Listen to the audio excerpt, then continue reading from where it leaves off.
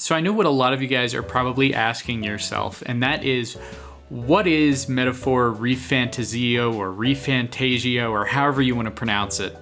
Well, to really kind of quickly go over the background of this game, this is a new game by Studio Zero, which of course is one of the new studios that Atlus created within the past decade or so.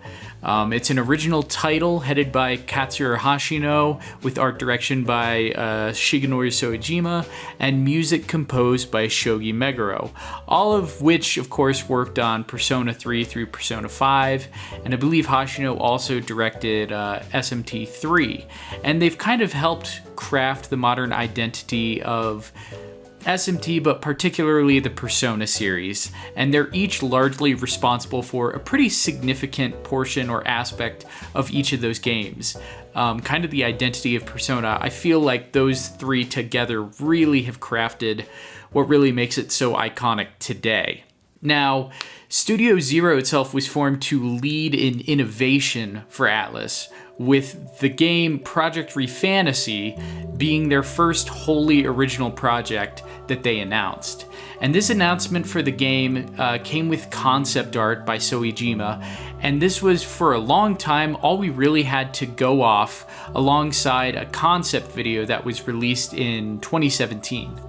Most of that time, we didn't really have a clear idea of what this game would be aside from a fantasy title, and that it was a bit unlike the modern settings of Atlus titles from the past that really set them apart from many of their contemporaries in the JRPG space, but now they were going to go back and finally explore that.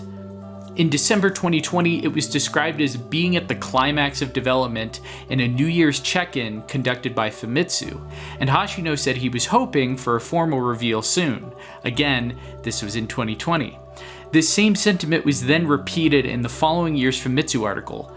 By the end of 2022, Hashino was notably absent, having presumably nothing left to add for the new year. So this is a bit of a broad overview of what little information was floating around about this game, but due to the history of these developers, you can really start to see why there was so much intrigue flying around about this game when it was announced. And that would continue to build, and more questions would fly out. Where was this game? And all of that wouldn't be answered until literally this past Sunday at the Xbox Showcase 2023, where the game that was announced in 2016 would finally get its first formal reveal and first trailer with a release date of 2024. So now that we've finally seen the game, I want to kind of take a moment and talk about and break down this trailer so we can kind of get an idea of what the heck this game even is, how much influence it has from other titles from Atlus, and how different it's going to be. So using my limited knowledge, and I'm going to use some inferences, we're going to try to break down the trailer to gain a better concept of what this game will entail. So let's take a look at this. So the first thing we see are allusions to a contemporary world versus the high fantasy concept of this game. It seems the idea is tied to the game in some form, with the opening comparing our world to their utopia. We then cut to presumably our protagonist in a large crowd looking up at what seems to be some sort of group of royals calling upon its citizens. There seems to be some sort of choosing ceremony where whosoever gathers enough faith from its citizens will take the throne. I'm not sure if this is a sentient god or being that they are using, but it seems to have the capability of tapping into the public subconscious, or perhaps their faith, in order to know who it is that the citizens believe in. Everyone seems to be marked with this glowing orange eye sigil, and I assume that connects them to this being. At least that's what I'm getting from this trailer. It's safe to say there will be some sort of biblical influence upon the world, much in the vein of SMT or even Persona, though I wouldn't be surprised if this is once again a god more akin to the Old Testament, one of wrath as opposed to mercy. We see here that our protagonist also has a fairy that follows him around, so we can expect a variety of fantasy creatures and companions throughout the journey, and she may in many ways be the mascot of this game, probably functioning like a Navi or Morgana. I would assume the reason for this first scene connects to what seems to be a mysterious murder of the royal family. At least we know the king has died. Whether that's him here or someone else entirely, I'm unsure.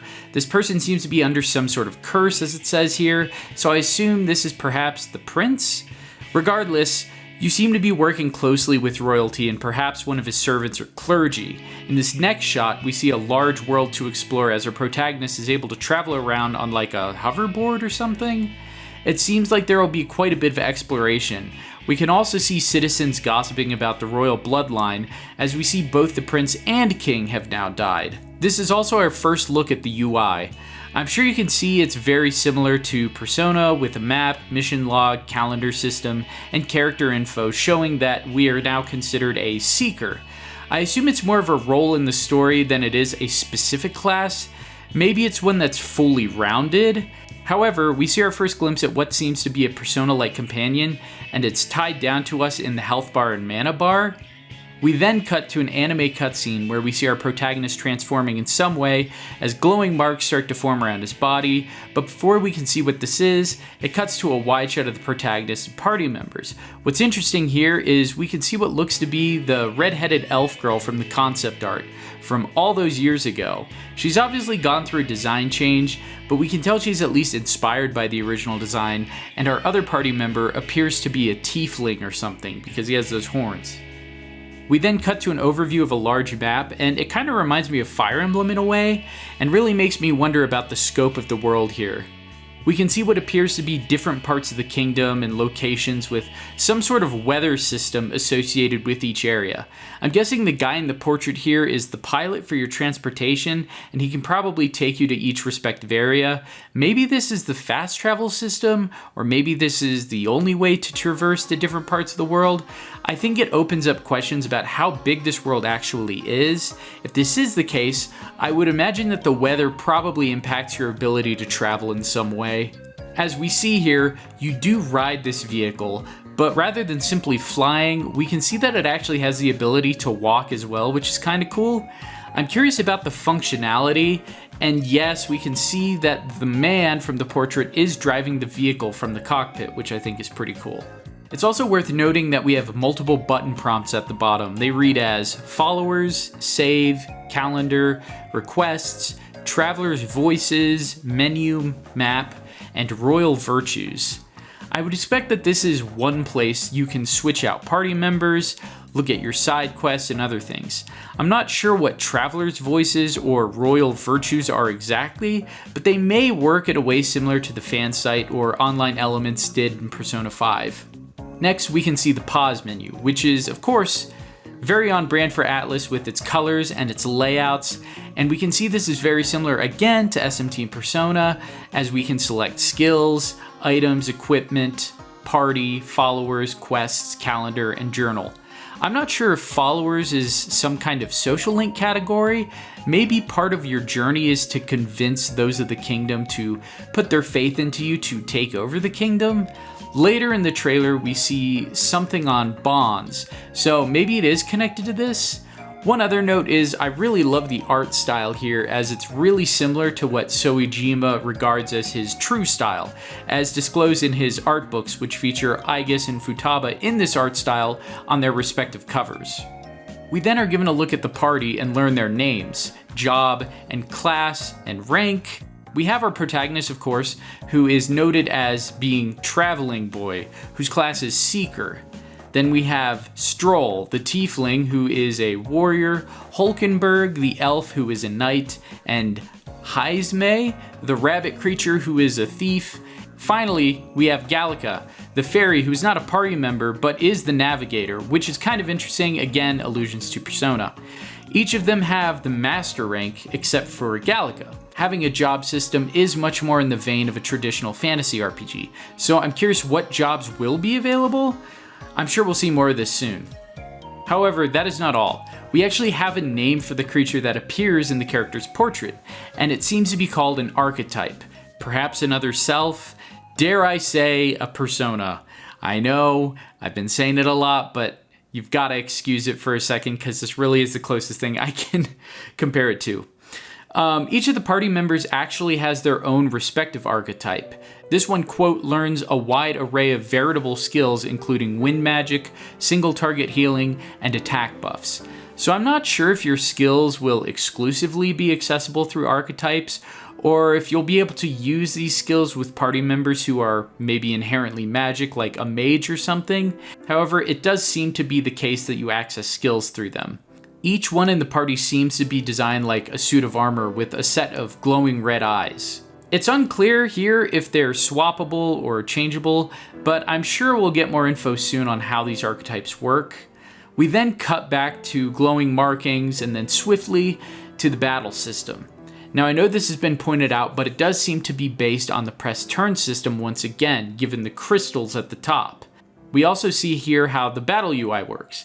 We have the archetype, which is probably how we access our skills, then weapon, item, guard, and synthesis or team up, which seems to be an interesting command. I'm curious how that will work or be implemented exactly. Maybe that has to do with our formation. We can actually see formation as an option on the D-pad below as well. And of course we have a pass button. Press turn combat is always fun, so I'm hoping that this works much like it does in SMT.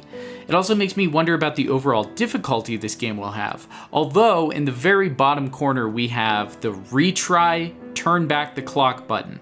So it seems like we have the ability to correct mistakes mid-battle. I feel like this would make a lot of sense if permadeath is a mechanic in this game, but knowing that there are anime cutscenes with multiple party members in each scene, I really doubt it. Although it does indicate to me that this feature could make battles a lot easier to get through than any other Atlus title that I'm aware of, so maybe there's a way to toggle this feature. We can also see here that the jobs for party members have changed. Therefore, they are definitely able to switch. We now have the addition of Knight and Fighter. We also see each party member now has the glowing eyes in the same way that the archetype does. So it's safe to say that these are very similar, again, to personas in the sense that they are directly connected to them and are seemingly summoned. So it seems that the glowing lines across the protagonist is his transformation sequence, for lack of a better term. The creatures we're battling all seem to have pretty crazy cool designs too, and I imagine this is just your typical enemies that we run into in the field of battle. No signs of any demons so far, but that brings us to our next connection to SMT, which is in the archetype skills. It appears to have light, physical, and wind attacks, as well as buffs and debuffs, which have a little atomic symbol next to them. I would have thought that these were nuclear attacks if it wasn't for the fact that it's associated with Madarukaja, or however you pronounce it, which is of course a known SMT skill buff. We then cut to see the back of this blonde-haired tiefling dragonhorn character again. He was in it earlier. He could possibly be the main antagonist. He has a pretty cool design. Perhaps he's competing for the throne. He doesn't appear to be friendly, so I would assume he's either like a rival or an ultimate enemy. But we then cut to moments where our protagonist is creating bonds with various characters, presumably from around the kingdom. One appears to be a rabbit-like race, and I'm guessing these are our social links for this game, and probably are integral to growing your influence, if that is in fact a mechanic in the game. We see here that a new bond has been formed and presumably will play into the game in a significant way since there are ranks to them. This next shot is pretty interesting to me because it is now clear that our protagonist is riding atop his own sword like a skateboard. I thought it was a hoverboard before, but apparently not. We also see that classes have changed again with the addition of Magic Knight, Sword Master, Magic Seeker, not to mention we seem to be in space or something, and on top of that, it seems that our archetype has also evolved or been switched out, because now it has like a green and gold color, and the glowing red eyes seem to be gone now. Next, we have a moment where the protagonist is reading a book.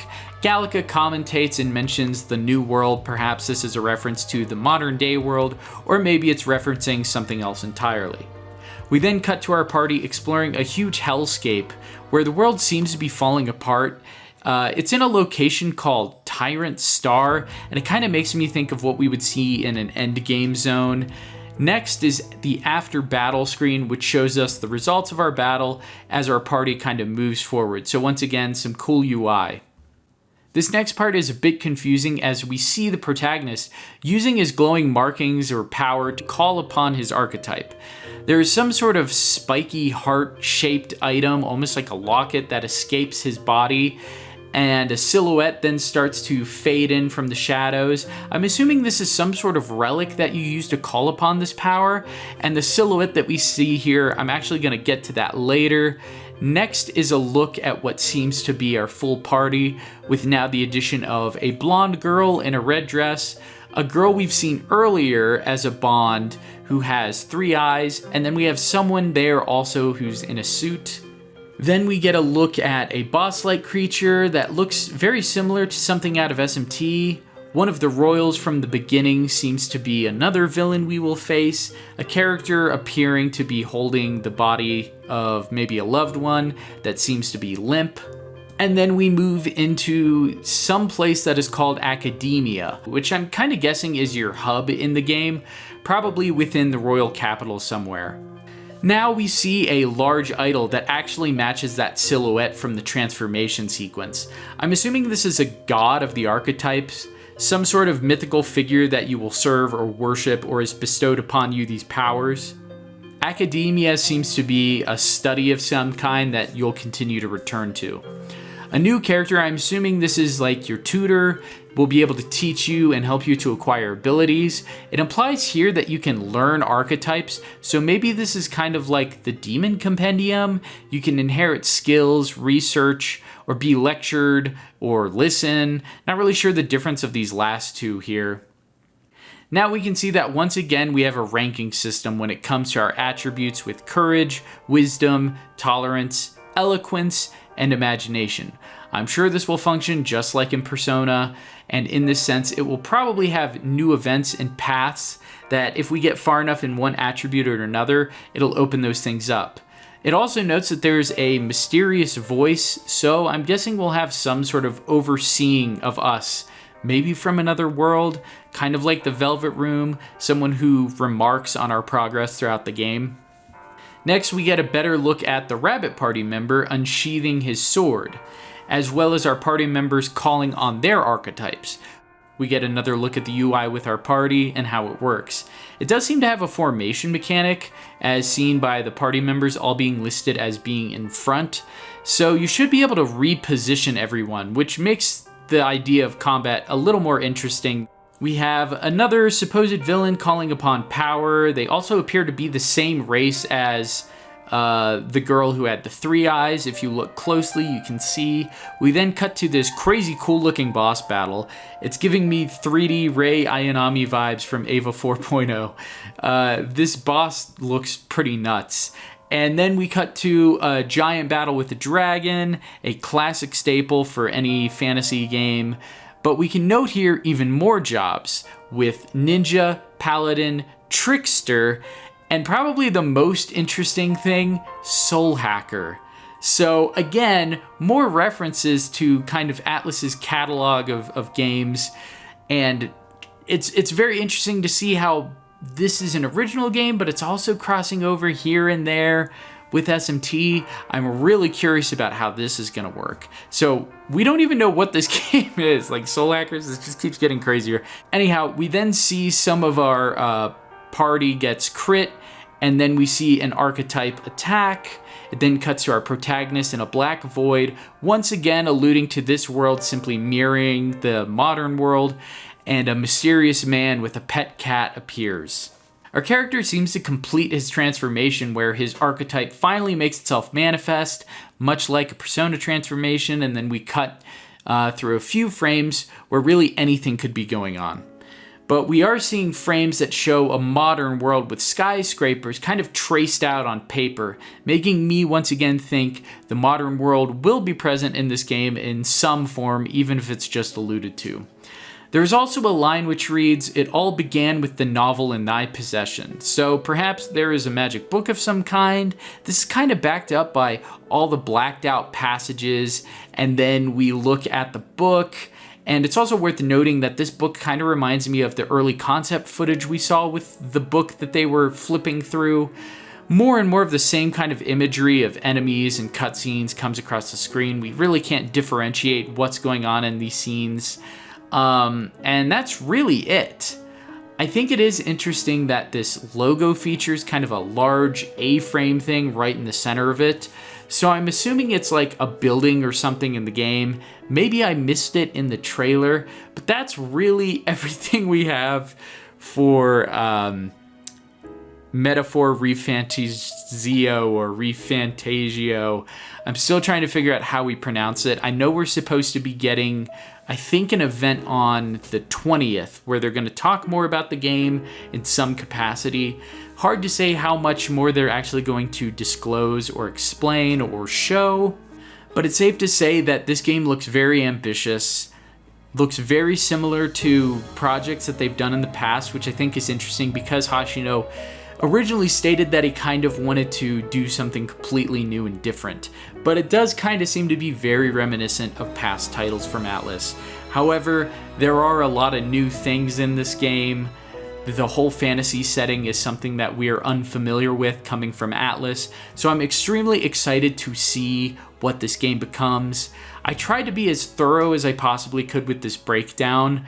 If you guys noticed anything that I missed or wanted to touch upon anything, let me know down below. Let me know what you think. Is this a game you're excited for? Could you care less about it? Are you more excited for the future of Persona or SMT as opposed to this?